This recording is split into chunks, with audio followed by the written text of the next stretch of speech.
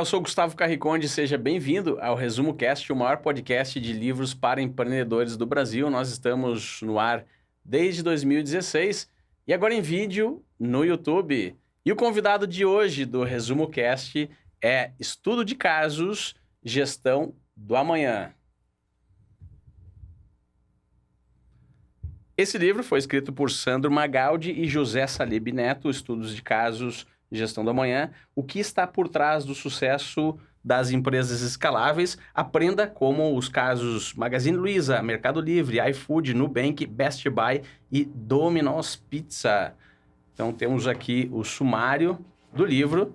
Ele traz a introdução, os casos, cada case. Em cada case ele fala sobre linha do tempo, o case especificamente, estratégia adaptativa, inovação constante, customer centricity, agilidade, gestão baseada em dados, cultura organizacional, liderança, questões estratégicas para reflexão e sugestão de dinâmica sobre o caso. Aí ele traz Magalu, Mercado Livre, iFood, Nubank, Best Buy e Domino's.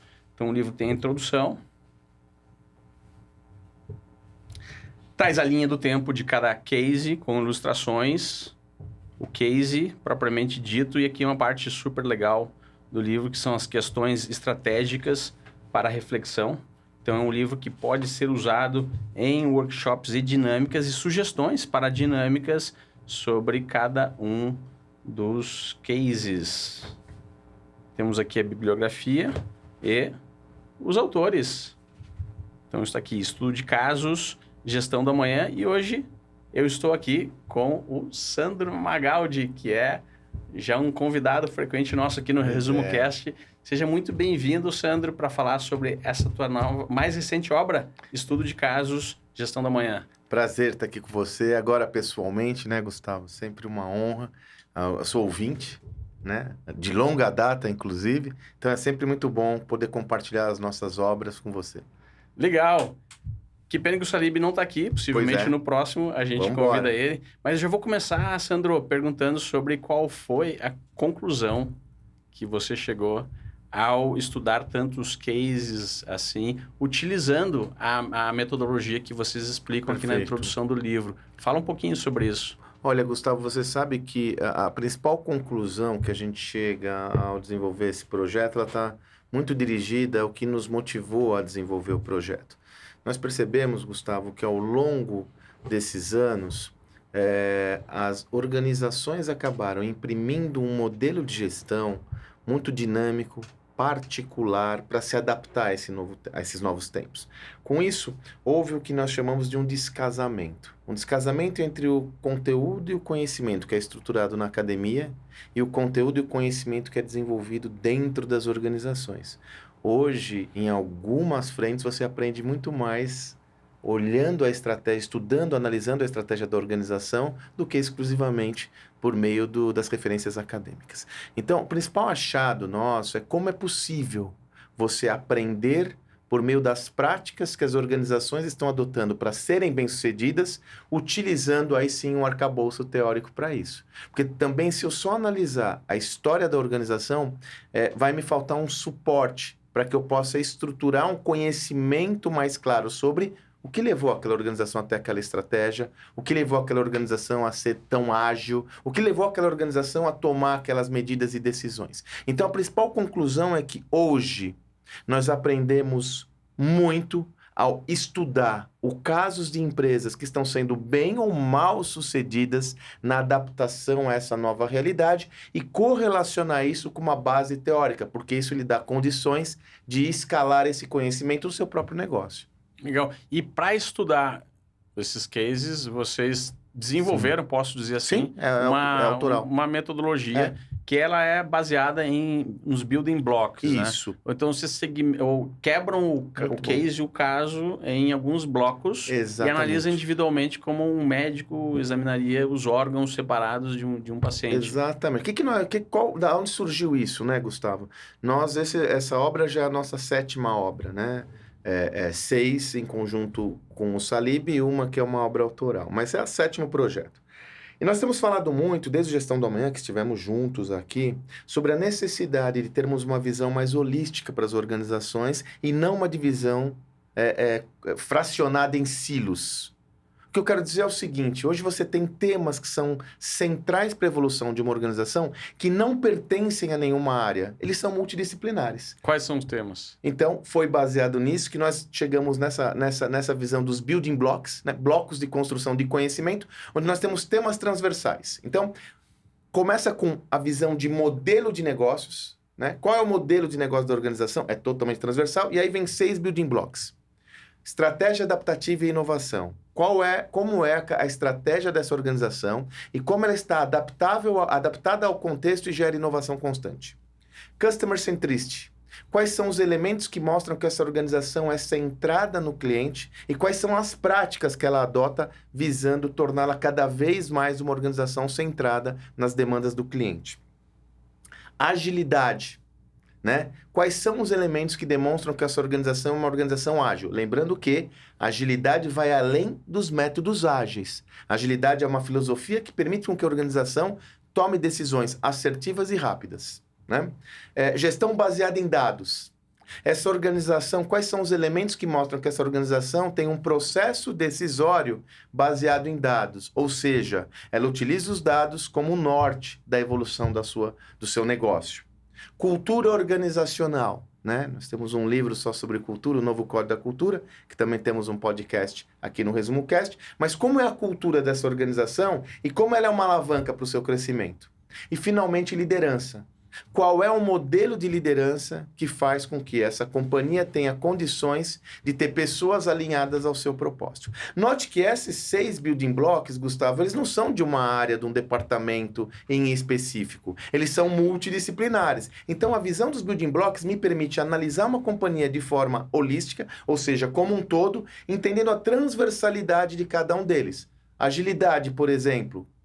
Qual é o departamento que cuida dela? Não, nós temos que pensar todas as pessoas, todos os líderes e colaboradores que estão envolvidos com esse tema e como construir. E aí vem o grande ponto, um design organizacional que permite com que a organização seja ágil. Então, nós, a partir do entendimento que tínhamos que estudar o caso dessas empresas, veio justamente essa reflexão. Ok, mas qual método eu utilizo que visa trazer uma leitura contemporânea a esse processo? Foi aí que nós desenvolvemos os building blocks. Então, no livro, cada um desses casos, dessas organizações, nós analisamos e mostramos como ela desenvolve no seu sistema de gestão cada um desses building blocks. Então, como lá o Nubank é em termos de agilidade, como é o iFood na sua estratégia adaptativa e inovação, como é a Best Buy em relação à gestão baseada em dados. Então, os 6 casos das 6 empresas são analisados dessa forma. E aqui cabe uma sugestão, né, Gustavo? Nós entendemos que essa visão de análise por building blocks, ela é muito aconselhável para qualquer gestor, qualquer empreendedor, porque ela é uma visão muito mais adaptada a essa nova realidade que a gente vive dos negócios. E antes de eu te perguntar sobre o iFood, que é o primeiro case que eu tenho curiosidade, a gente falar sobre ele, sobre essa ótica dos building blocks, por que esses building blocks? Como é que vocês chegaram neles? Excelente pergunta. Algum estudo por trás? Como é que foi o processo para vocês definirem que, puxa, esse aqui tem que ser liderança, tem que ser muito um boa a building sua block? pergunta.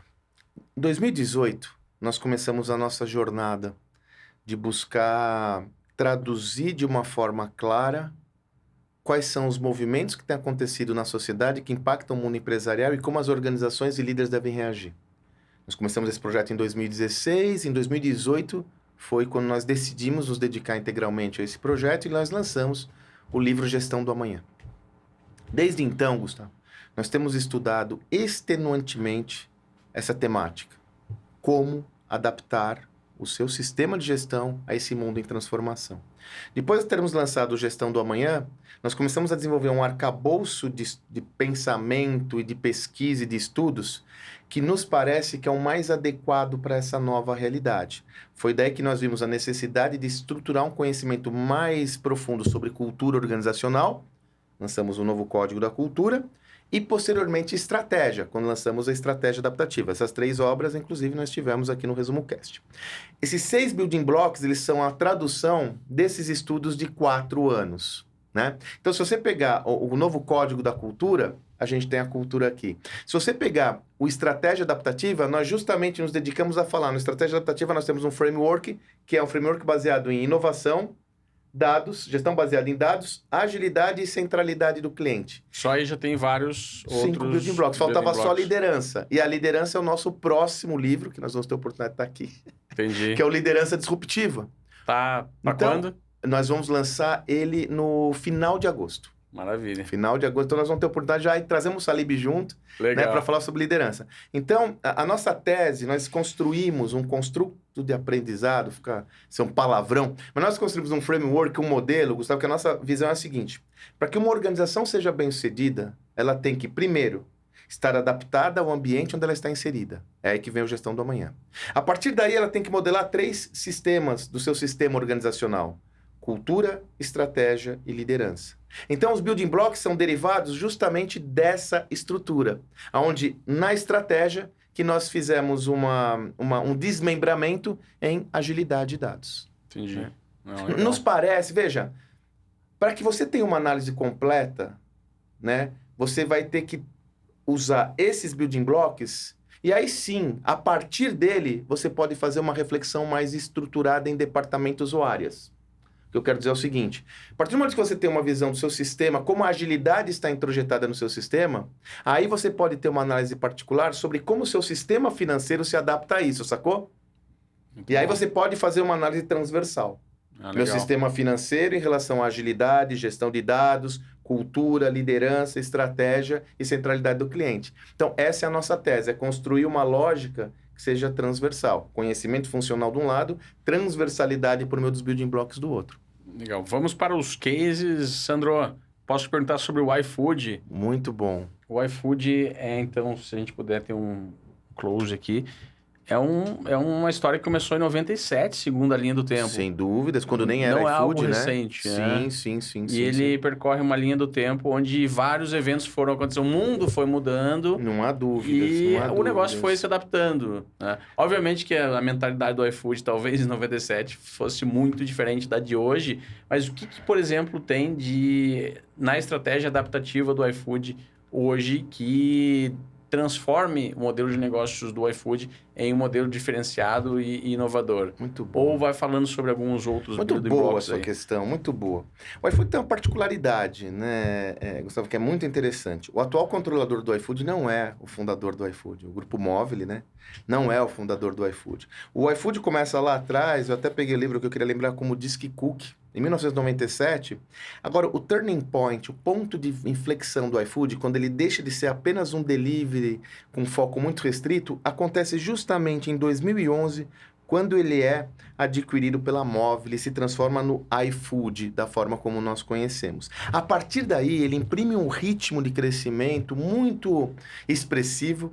É evidente que ele foi favorecido mais recentemente com os efeitos da pandemia, né? É evidente, mas ele já vinha numa ascensão muito importante. O que torna o iFood, ou vamos pontuar, qual é o tipping point do iFood? Qual que é o inflection point? Qual que é o ponto de inflexão no iFood? É quando ele se entende como uma plataforma e um gestor de ecossistema. É quando ele enxerga, e por isso tem uma participação fundamental da aquisição da Móvel, né, que traz uma nova dinâmica, uma nova filosofia para o negócio. É quando eles entendem que não é único e simplesmente um aplicativo de delivery. É quando ele entende que ele tem stakeholders importantes para entregar valor, a saber, cliente final, que é o consumidor final, os restaurantes e, sobretudo, e aí vem o grande ponto, a logística, com os motoentregadores. Até então, não só o iFood, mas os aplicativos de delivery basicamente eram o quê? Um meio de aproximar quem quer comprar uma refeição e de quem produz a refeição. E essa entrega era pulverizada, dividida pela ponta, cada um se dedicava a fazer essa logística. O iFood entende que ele tem 3 stakeholders importantes para entregar. Então, ele tem o cliente final, onde ele tem que ter uma variedade importante de produtos e uma plataforma que responda rapidamente aos anseios desse cliente. Ele tem o restaurante, então ele faz a integração, inclusive financeira, para agilizar ao máximo o processo de compra e dar a oportunidade de gerar um canal digital que o restaurante por si só, muitos não têm condições de ter proprietário, e ele tem um motoentregador. Ele começa a desenvolver uma lógica também pensando em como criar valor a esse motoentregador. Então, eu sei que esse é um tema que você gosta muito, plataformas e ecossistemas, né? Qual que é a diferença de um aplicativo delivery para uma visão de plataforma e ecossistema? É o entendimento que eu tenho vários stakeholders para serem atendidos e eu crio estratégias de valor para cada um deles, não ficando submetido simplesmente a aproximar a demanda de oferta, né? E aí tem uma... Se me permite, Gustavo, eu estava comentando com você, tem uma estratégia do iFood que eu acho uma das estratégias mais ricas dessa nova economia, uma das mais ricas, inclusive, que eu estudei, e olha que nós estudamos o mundo todo, né? Eu não sei se você sabe, nós contamos no caso, o iFood agora é uma montadora de moto elétricas, né? Quando nós vimos esse achar, eu falei, cara, que diferente, né? Então, enfim, na realidade... Fazia parte do core inicial, mas... E veja, não tem nada a ver com alimentação. Pode dizer que houve uma adaptação. Não há dúvidas. Na realidade, o iFood ele é investidor da Volts, que é uma empresa nacional, inclusive lá de Recife, oriunda do Porto Digital, um dos maiores hubs de inovação e empreendedores do Brasil, né? E a Volts já era uma fabricante nativa brasileira de fabricação de motoelétricas e o iFood viu uma oportunidade tão grande que ele se tornou investidor da Volts. Qual que é a história? Vamos começar com centralidade, o tal do Customer Centricity. Se eu tenho 3 stakeholders na minha plataforma, eu tenho que pensar o Customer Centricity em relação aos 3 players. 3 personas, é isso? As 3 personas. Eu tenho que olhar Customer Centricity em relação ao cliente final, ao restaurante e ao motoentregador. Quando você vai olhar o motoentregador, qual que é um dos principais problemas? Não, mas vamos entender qual que é um dos principais impactos na saúde financeira do motoentregador na sua relação de despesas e custos? Combustível, né? Sobretudo em tempos recentes, onde a explosão do valor dos combustíveis impacta diretamente no bolso do motoentregador, o que pode inviabilizá-lo. Se inviabilizar esse agente, acabou o iFood. Então o iFood tem que pensar no combustível do entregador para não inviabilizar a própria plataforma. Na realidade, ele tem que pensar em como viabilizar o negócio desse cara, Sim. E aí ele vai ter um desdobramento das possibilidades, né? Uma delas é essa, depois a gente fala sobre outras que o iFood está fazendo com o motoentregador. Olha, Gustavo, nós pontuamos esse dado, são 270 mil motoentregadores hoje integrados à plataforma iFood e mais 130 que não são exclusivos do iFood ou não são do iFood e são da ponta, né, dos restaurantes. Então isso aí leva à conclusão que faz muito sentido adquirir uma empresa de motos elétricas para viabilizar o combustível do entregador? Exatamente. Por quê? Vamos lá. Se eu analiso que ele tem uma demanda, que é o combustível, eu começo a ter uma reflexão. Como eu viabilizo esse negócio de uma forma mais plena? Poxa, se todos tivessem uma moto elétrica, que maravilha. Beleza, então, mas vamos lá, tem mais, tá? Eu entro de sócio, então, de uma empresa para fornecer uma moto elétrica para o meu entregador. Mesmo assim, eu tenho um outro desafio. Como eu viabilizo a compra da moto elétrica? Né? Como ele vai comprar a moto elétrica? E aí vem uma outra engenhosidade do modelo. Quem financia? Um banco, um financiamento. O iFood. O iFood criou uma fintech. Exatamente, o iFood se transforma numa fintech e ele mesmo financia a aquisição da moto. E olha a engenhosidade, Gustavo. Ora, se eu tenho esse motoentregador que quase 100%, muitas vezes 100% da renda está amarrada ao meu negócio, eu tenho o quê? Toda a visão de retirada desse indivíduo. Aí pode dar crédito de acordo com Exato. Se ele paga... Eu não vou te dar um crédito de 500, mas eu vou te dar de 200, porque eu sei que cabe os 200. E mais, se a demanda desse motoentregador é o iFood, ele não vai pagar essa prestação?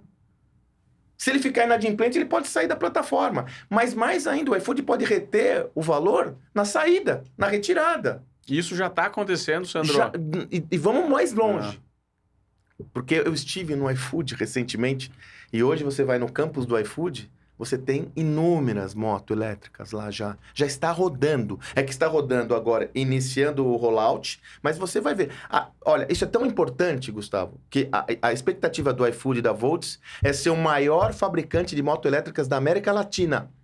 Olha como isso, olha o tamanho desse negócio. Mas espera aí que tem mais uma coisa. Isso não está no livro, é recente, tá? Então vem aqui um complemento, porque isso é muito vivo esse livro, né? Enfim, um complemento, Gustavo. Olha só. Moto elétrica é legal, economiza combustível, mas tem um problema, né? Que é a autonomia.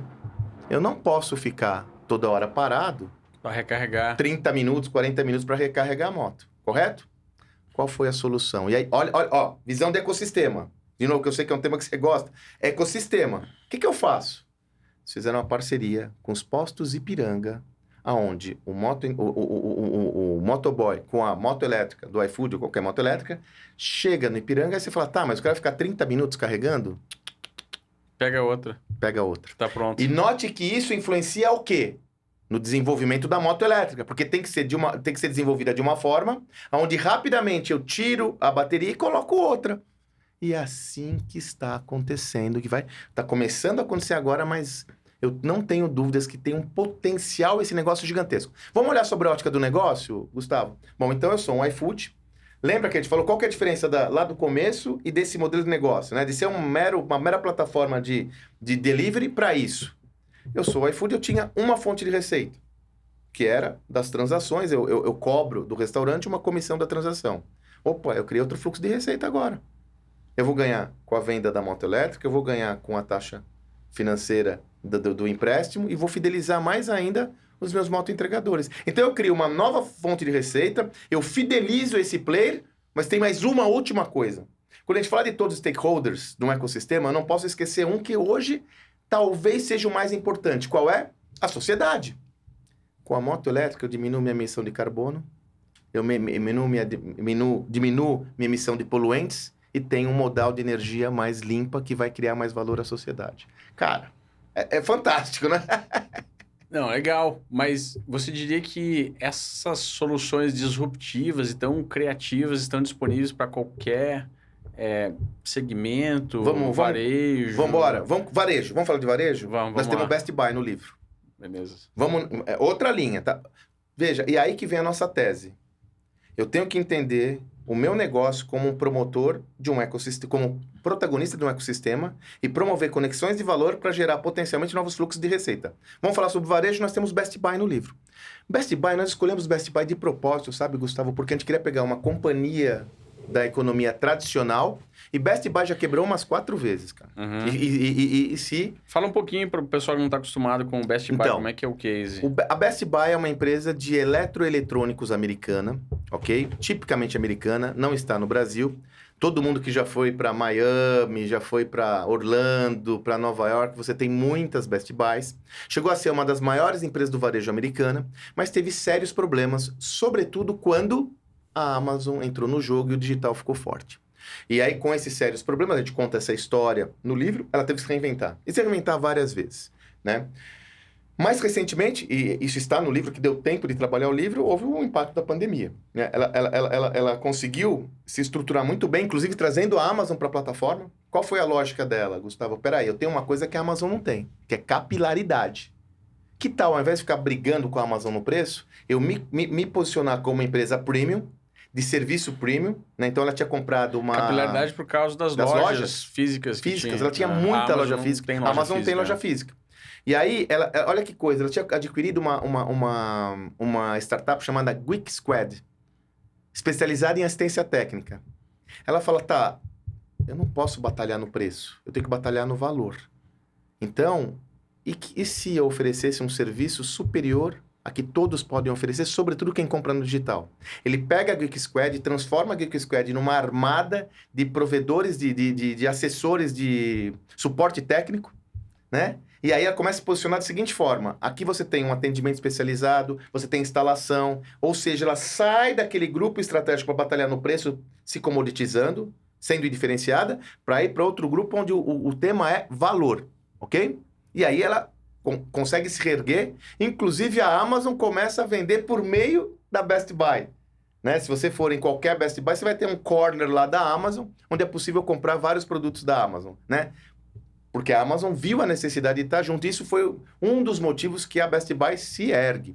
Chega a pandemia e, novamente, a Best Buy tem problemas porque todas as lojas fecharam. E ela, sim, já tinha uma presença digital forte, mas para esse posicionamento de valor, ela começa a ter problemas.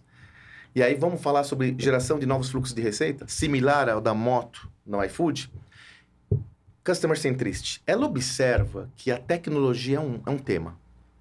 Ou melhor dizendo, a utilização da tecnologia é um tema, sobretudo para gerações como a minha e anteriores, né? Para as pessoas de mais idade. Da geração. Há uma barreira do conhecimento. Você fala, não, pô, aqui tem um óculos virtual, um óculos de realidade virtual. Cara, de repente para o moleque pode ser nativo. Para nós, não, né? Olha, tem que fazer uma instalação aqui. Pô, de repente as novas gerações fazem isso brincando. Para quem não tem essa cultura, não. Identificando isso, ela lança um programa de assinaturas, né? Um programa de assinaturas onde de a pessoa... De de serviço. Serviço. Então, você adquire o equipamento e se você tem essa assinatura, você tem um suporte completo de assessores para lhe ajudar a utilizar, implantar, instalar esse equipamento. Ah, legal. Então não é só o suporte se alguma coisa der errado. É o suporte para adotar a tecnologia. O suporte se alguma coisa der errado, o suporte para instalar a tecnologia, o suporte para te educar. Esse é um projeto que ela lança no meio da pandemia e ela angaria, como nós colocamos no livro, 2 milhões de assinantes. Rapidamente. Geração de novos fluxos de receita a partir da centralidade do cliente, visão de ecossistema, entender qual que é a necessidade desse cliente. Então, note, nós mostramos aqui um caso de uma empresa de mobilidade, que o iFood é uma empresa de mobilidade, né? De alimentação, um caso de varejo. O que une esses casos? De novo, eu volto a insistir. Entendimento de que toda organização faz parte do ecossistema. Esse ecossistema ele é composto por vários agentes e esses agentes têm necessidades que devem ser atendidas. Como eu consigo ter uma leitura adequada, por isso vem a estratégia adaptativa, uma leitura adequada desse contexto para gerar inovações que me permitam gerar novos fluxos de receita ou então uma proteção maior em relação a competidores. Legal. Né? Agora, tem algum case, não sei se você tem esse número de quantos cases vocês estudaram. Alguns vieram para o livro. Sim. Outros não. Tem algum case que você acha que vale a pena comentar? Legal também, que não está no livro, que não deu para colocar no livro? A gente tem estudado muitos casos, até porque a gente tem uma ambição de talvez fazer a segunda versão e tal. E aquilo que eu te falei, né, Gustavo? No começo da conversa eu comentei aqui com os nossos ouvintes também. Nós temos a crença que hoje você tem um conhecimento estabelecido nas organizações que deve ser traduzido, porque ele é muito rico. Quando esse descompasso do conhecimento organizacional para o conhecimento acadêmico, as organizações acabaram tomando e adotando práticas e comportamentos autorais descolados da academia, né? Os métodos ágeis são um exemplo disso. Quando o Eric Ries lança o Startup Enxuta e traz toda essa visão, que é inegavelmente, ela vem de uma outra tese, né, do Lean Startup, que vem do método Lean e vai evoluindo, né? Você veja que dentro das organizações surge um método que depois ele emerge para a academia e há uma certa desassociação. Então, nós estamos lendo muitos casos. Um dos casos que é incrível, né? Ele é de domínio de muitos, mas sem profundidade, é o caso do Alibaba. E, veja, além desses 6 casos, nós não podemos esquecer que no livro Estratégia Adaptativa, nós mostramos o caso da XP, da Netflix e da Amazon. Então, são 9 casos já, só nessa estrutura. O caso do Alibaba, para mim está claro que talvez ele se assemelhe, o Brasil se assemelha mais ao caso do Alibaba do que o caso da Amazon, cara. O Alibaba, só lembrando, o ouvinte que não conhece, o Alibaba é um e-commerce chinês, Jack Ma foi seu fundador, é um e-commerce da China, né? É o equivalente à Amazon da China, versão né? Da China. Versão chinesa, e como existe uma preponderância das empresas chinesas na China, ele é o maior e-commerce do mundo, o Alibaba, né? Em termos de volume, ele é maior que a Amazon. Né? Até porque ele tem lá uma população punjante e ávida pelos produtos do Alibaba. Pois bem, o Alibaba é um caso instigante, porque o e-commerce que nós conhecemos como marketplace é só a ponta do iceberg. O Alibaba, diferente do outro marketplace, como a Amazon, por exemplo, no Alibaba você tem um iFood dentro do Alibaba, você tem um Uber dentro do Alibaba. O que eu quero dizer é o seguinte, você tem aplicativos dentro do Alibaba, aplicativos de alimentação, aplicativos de mobilidade. Você tem um YouTube dentro do Alibaba. Você tem uma rede social dentro do Alibaba. Isso é muito diferente em relação ao modelo convencional do varejo que você encontra, por exemplo, na Mercado Livre, que você encontra numa Amazon e até na Magalu. Apesar que o modelo da Magalu, se você for entender como nós mostramos no livro, o modelo de expansão da Magalu segue muito mais o modelo chinês do que o modelo americano. Tanto que a Magalu comprou a Equifome. Várias frentes em um aplicativo só. O Super Apps. E aí, qual que é a lógica, Gustavo? Meu foco é no cliente, eu vou atender todas as demandas desse cliente. Ah, ele tem demanda de alimentação? Eu vou atender. Ele tem demanda de mobilidade? Eu vou atender.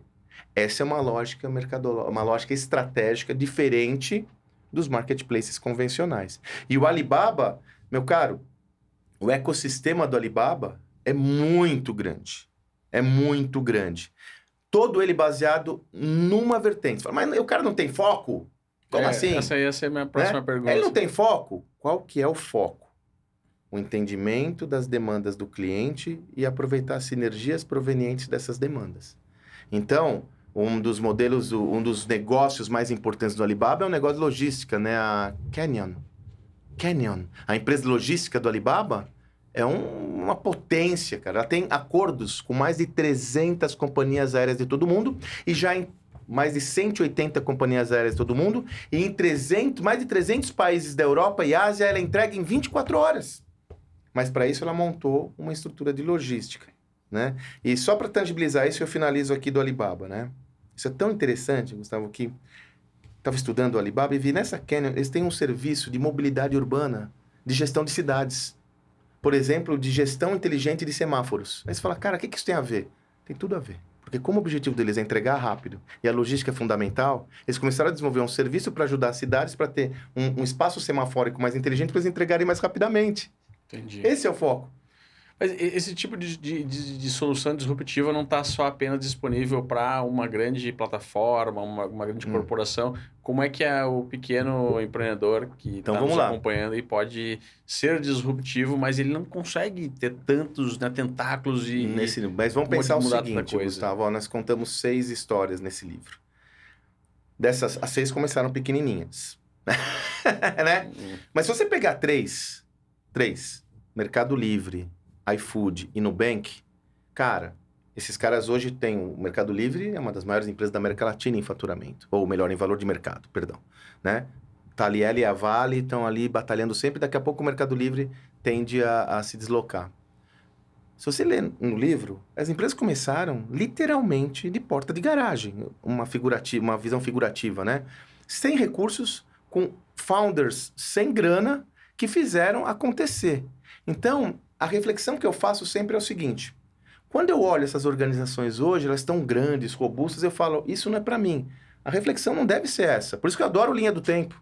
Eu tenho que refletir essa organização como começou. Quando ela começou, ela era igual a muitos ouvintes, muitos empreendedores que têm negócios pequenos.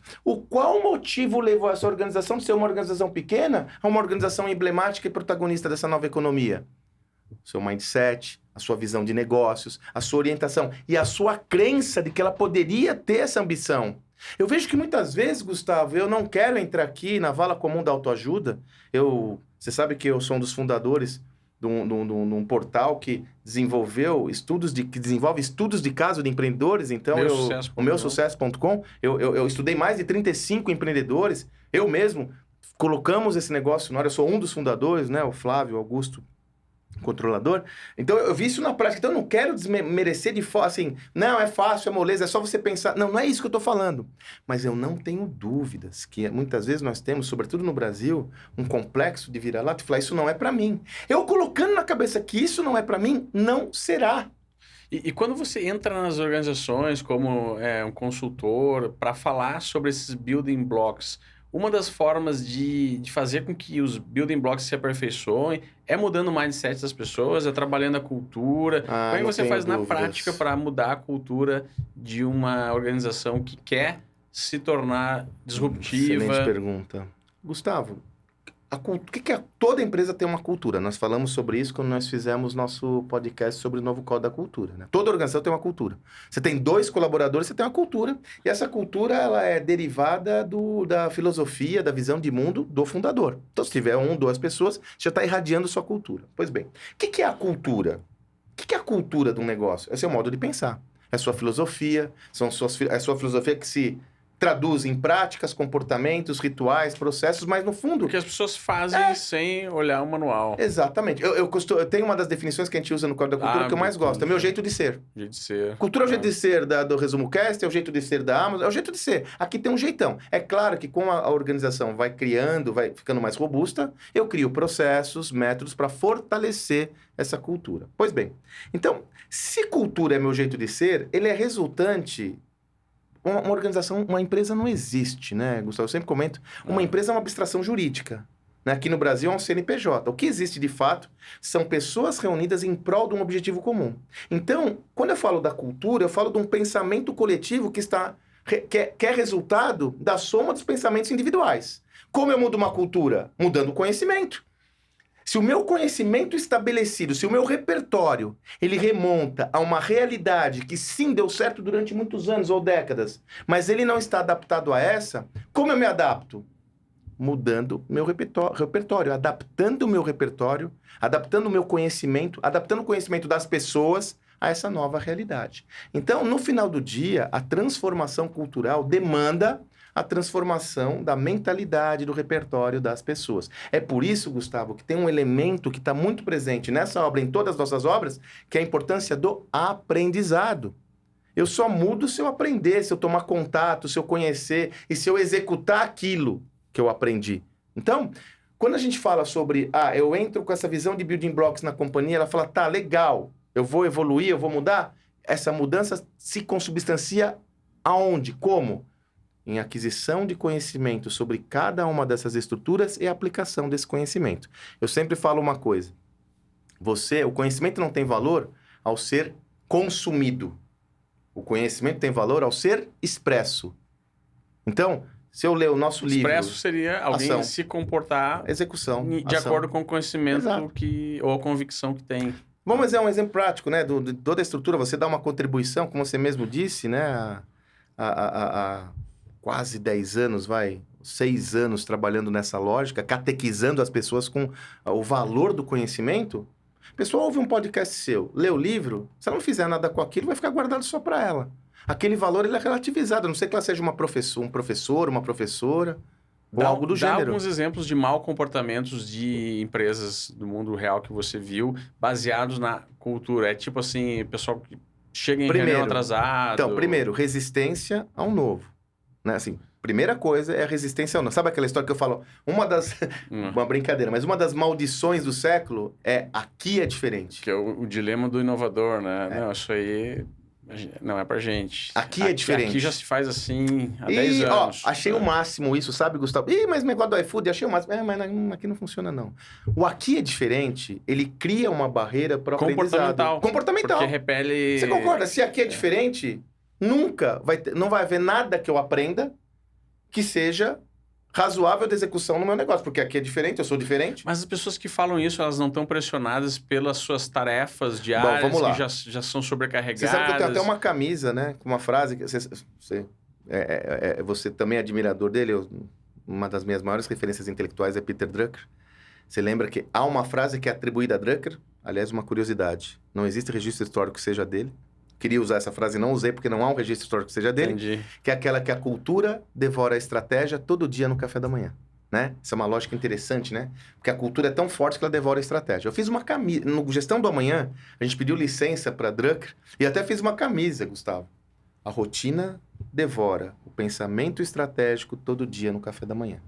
Então, a sua fala, ela me parece que está no hall, no topo da lista dos desafios mais relevantes dessa nova era, que é como não deixar com que a rotina impacte o meu pensamento orientado ao médio e longo prazo. Porque a rotina, ela emburrece, porém ela é fundamental. Olha que parece uma ambiguidade, né? Mas não é. Se eu não tocar a rotina do meu negócio, eu posso colocá-lo em risco. Porém, se eu só tocar a rotina do meu negócio, eu também vou colocá-lo em risco no médio e longo prazo. Se ninguém está olhando o futuro do meu negócio, quem está planejando esse futuro? Então, sim, um dos maiores desafios da transformação de uma organização é o foco excessivo no curto prazo em atividades rotineiras ou tarefeiras. Eu tenho que ter a disciplina de abrir a minha agenda, e quando eu falo a minha agenda, eu falo tanto no nível do líder, do indivíduo, quanto no nível corporativo. Tenho que abrir minha agenda para a construção do novo. Por isso que a gente sugere os building blocks. É um mapa, é um guia para você... Peraí, mas como eu começo? Que tal você começar por esse framework aqui? Modelo de negócio, mas esses 6 modelos para você refletir. Como se fosse uma bússola. Legal. Agora, Sandro, fala sobre os cases que não deram certo. Aquelas empresas que não estão no livro, e que não se adaptaram, não mudaram a sua cultura, a liderança não foi adaptável. O tem o clássico da Kodak, Pois né? Mas é, devem ter né? vários outros aí, É. cases de empresas que não conseguiram vencer essa barreira de se adaptar e Não mudar há dúvidas, internamente a cultura. A gente tem vários casos que viraram emblemáticos e são até muito ditos, né, Gustavo? Eu sempre respeito muito esses casos, né? Porque engenheiro de obra pronta é fácil você olhar agora, falar deu errado, deu isso, deu aquilo. Mas a gente tem que aprender com esses casos para não incorrer em erro. Se você for olhar o que está por trás desses casos, a base é a resistência ao novo. Né? Então você comentou na Kodak, a gente pode comentar na Blockbuster, a gente pode comentar da Nokia, a gente pode comentar a Motorola. A Nokia é um caso interessantíssimo. A Nokia é um caso interessantíssimo que nós contamos em mais detalhes no Gestão do Amanhã. E se eu não me engano, a gente volta ao caso no Estratégia Adaptativa. É tanto livro que eu acabo me perdendo um pouco nas referências. Qual é um ensinamento importante da Nokia? Olha que interessante, Gustavo. Lá, a Nokia chegou a valer 168 bilhões de dólares. No auge da Nokia, ela teve uma visão clara, oportuna do que iria acontecer. Ela entendeu que cada vez mais geolocalização seria um atributo de valor nos seus produtos. Pensando dessa forma, qual foi a estratégia? Aí que vem um dos motivos principais da derrocada da Nokia, né? Ela pensou com a cabeça velha. Ela falou, vou colocar um monte de antena no mundo todo. Ela compra a Navitec, uma das maiores empresas de antena, a maior empresa de antenas da Europa, imobiliza um capital de 8 bilhões de dólares, o maior investimento que ela já fez, e um dos maiores na época, e compra uma empresa de antenas. Olha que paradoxo, ou que não é um paradoxo, mas olha que ironia. No mesmo mês que a Nokia adquire a empresa de antenas, alguns empreendedores em Israel tiveram a mesma perspectiva. Eles enxergaram que cada vez mais seria um atributo valorizado pelo indivíduo a geolocalização. Só que eles pensaram novo com a cabeça nova. Bom, peraí, eu não preciso de antenas. Se eu tenho um aparelho celular, né, um aparelho celular conectado vai ser antena, eu vou transformar cada indivíduo em uma antena. Esses caras desenvolvem um negócio que depois foi adquirido pelo Google. Quem é? O Waze. Então, note que a Nokia ela teve uma boa visão de mercado, era uma empresa vitoriosa? Com certeza. A Nokia da minha geração era uma das empresas mais inovadoras do mundo. Porém, ela não teve espaço e abertura de pensar o novo com uma cabeça fresca do novo. Depois de 4 anos que ela adquire a Navitec, ela é vendida para a Microsoft por 8 bilhões. Olha que paradoxo, pelos 8 bilhões, olha que ironia, pelos 8 bilhões de dólares. A mesma grana que ela pagou à empresa, ela foi vendida pela Microsoft, um dos casos mais emblemáticos de destruição de valor de uma companhia rapidamente. E a Microsoft, depois de um ano, ela atribui no seu balanço contábil esse investimento como perda. Hoje a Nokia que a gente conhece não é a Nokia que nós estamos nos referindo que era fabricante de celulares. Hoje a Nokia é uma empresa de redes e infraestrutura para comunicação, né? Os executivos da Nokia eram despreparados de forma alguma. Né? Você acha que não tinha as consultorias mais representativas com a Nokia? Você acha que esses executivos não vinham das universidades mais representativas do mundo? Do mundo? Não. O que acontece é que a resistência em entender o novo, muitas vezes é mais forte do que a sua competência técnica. Por isso que eu tenho que mudar a cultura do negócio e trazer a lógica do aprendizado para que eu tenha flexibilidade de raciocínio para entender o novo com uma cabeça nova. Senão eu posso repetir fórmulas velhas e um outro moto que a gente sempre comenta, né? As empresas que estão sucumbindo, não por tentar fazer coisas novas nessa nova era. Elas estão sucumbindo por fazer a mesma coisa, mesmo que com excelência durante muito tempo. É a primeira vez na história dos negócios onde ficar parada, é mais perigoso do que se mover. Então, essa questão da cultura, Gustavo, ela é fundamental. Porque se eu tiver uma cultura muito inflexível, fechada em copas, eu não vou me abrir ao novo e eu vou até ter um discurso, eu tenho um laboratório, eu tenho um lab aqui, eu tenho um motor 2 aqui, mas eu vou estar repetindo uma fórmula antiga e gasta. Legal.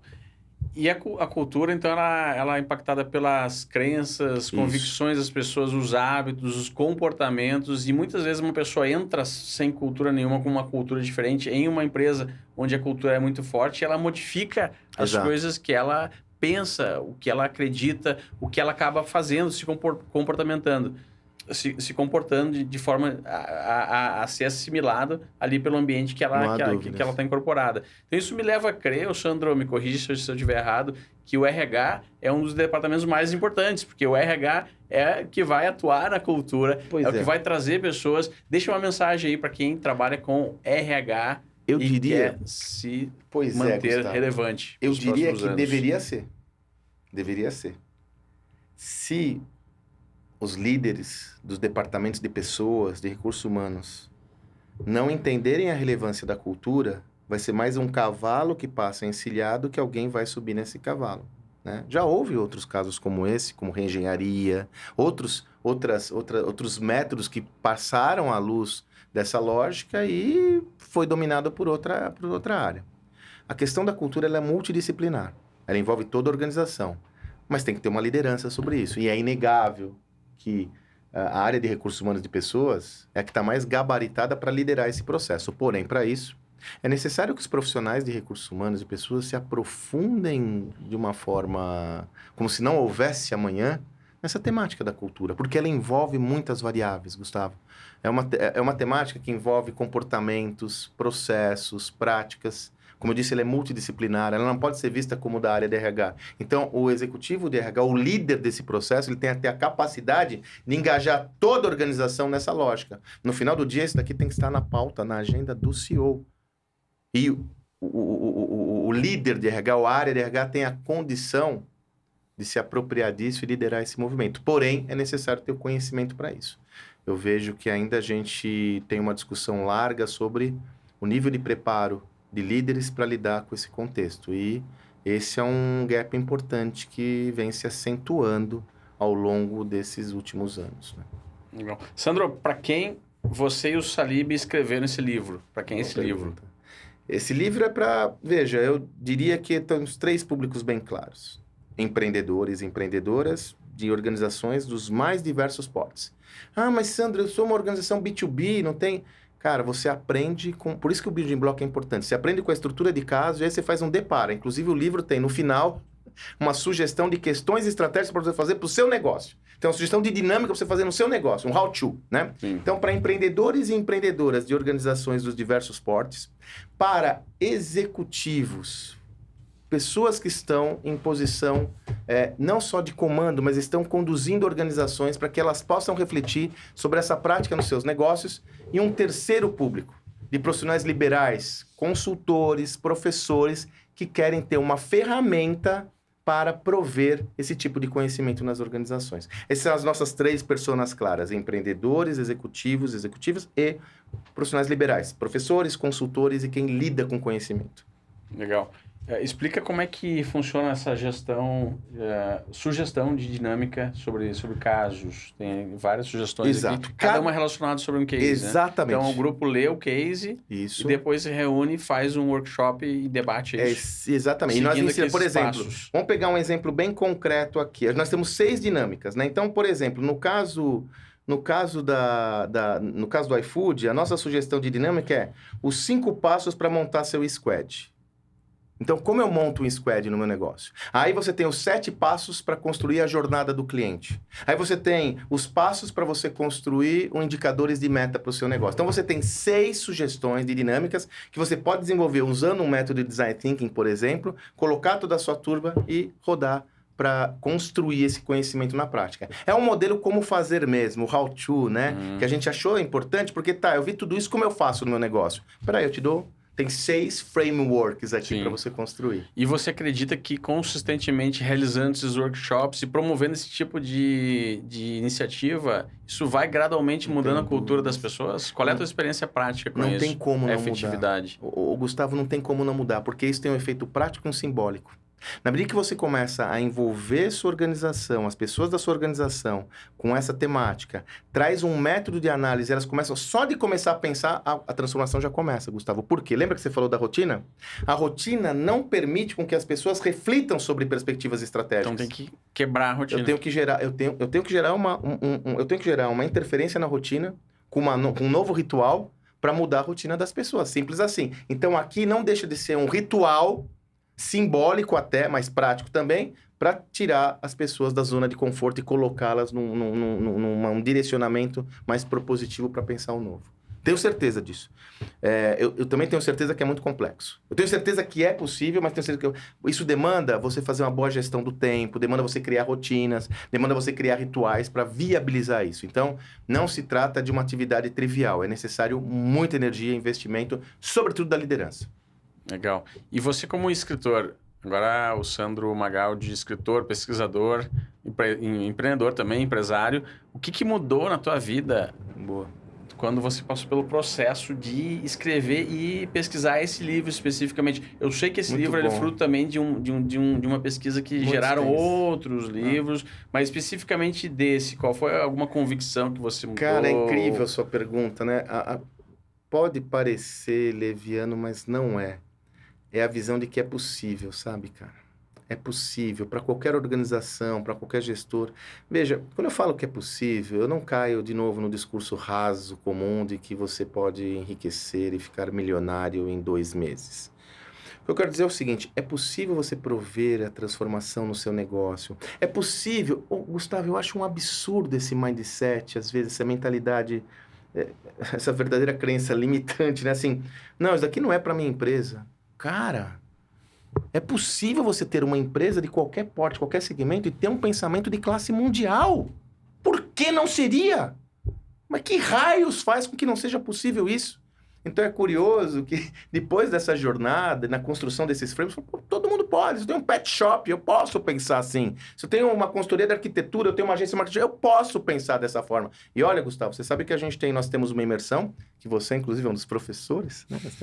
Olha que honra ter o Gustavo como professor da nossa imersão. E lá eu tenho casos de todos os tipos. Agência de marketing digital, empresa de branding, que Pode conseguem... contar um rapidamente? Olha, tem um caso muito interessante,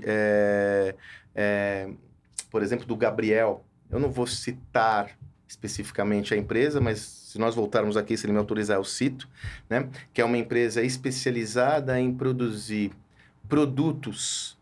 As marcas têm uma linha de produtos que não é própria dela. Por exemplo, você pega uma Red Bull, que trabalha com o energético, mas ela tem uma linha de bonés, camisas e tal. Então, a organização do meu amigo Gabriel justamente se dedica a fazer esses produtos que não são do core, né?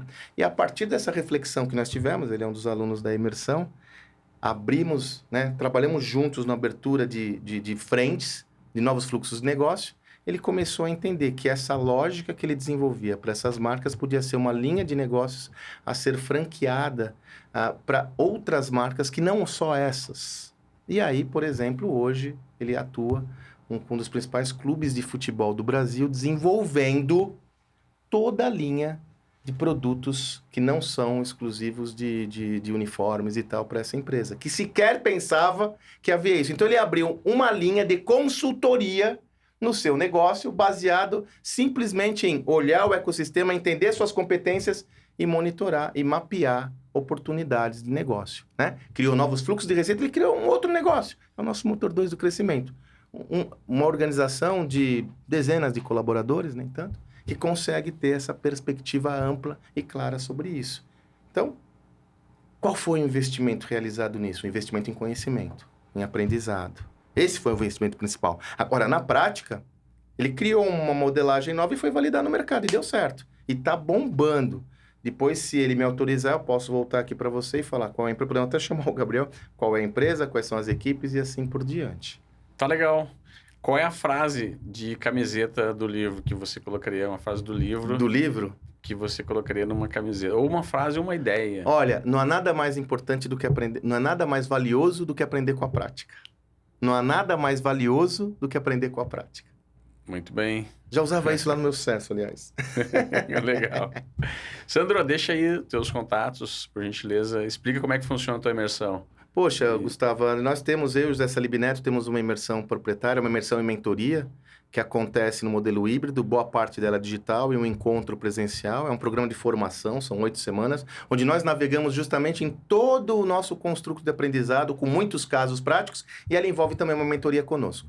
Os participantes da nossa comunidade, da mentoria, têm acesso direto ao meu pensamento e ao do Salib para ajudá-lo na concepção dos seus negócios. Nessa mentoria nós temos convidados externos com aulas específicas, como a sua, né, sobre metaverso, temos aulas sobre agilidade, dados, temos a possibilidade de qual que é a nossa principal proposta, Gustavo? Transformar a vida das pessoas por meio do conhecimento de gestão relevante adaptado a essa nova realidade. Então, esse é o nosso projeto. Nós temos as turmas começando regularmente, são 8 semanas o programa. Quem desejar é só entrar lá no meu perfil, @SandroMagaldi, que aí eu mando as informações, enfim. Comenta que é ouvinte aqui do Resumo Cast, que seguramente a gente faz alguma coisa especial em prol desse projeto, que você sabe, eu sou um admirador do seu projeto. Eu lhe acessei antes até dessa jornada como ouvinte, né? Eu acho que o Resumo Cast é uma contribuição importantíssima. É um construto de aprendizado leve, né? Você faz a curadoria dos projetos que me permite valorizar o meu ativo mais importante, que é tempo. Então, se você tiver interesse na nossa imersão aí, se você achar que faz sentido estar conosco, manda mensagem para mim, eu mando as informações, mas fala que você é ouvinte do Resumo Cast, que a gente faz alguma condição especial para você estar com a gente.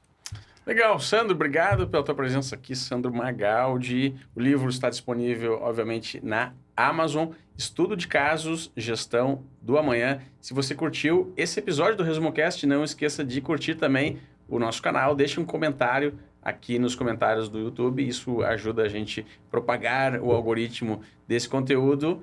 Ativa as notificações, tudo que você já sabe que tem que fazer no YouTube, e nos acompanha no próximo episódio do ResumoCast com mais um grande livro para empreendedores. Obrigado, até a próxima.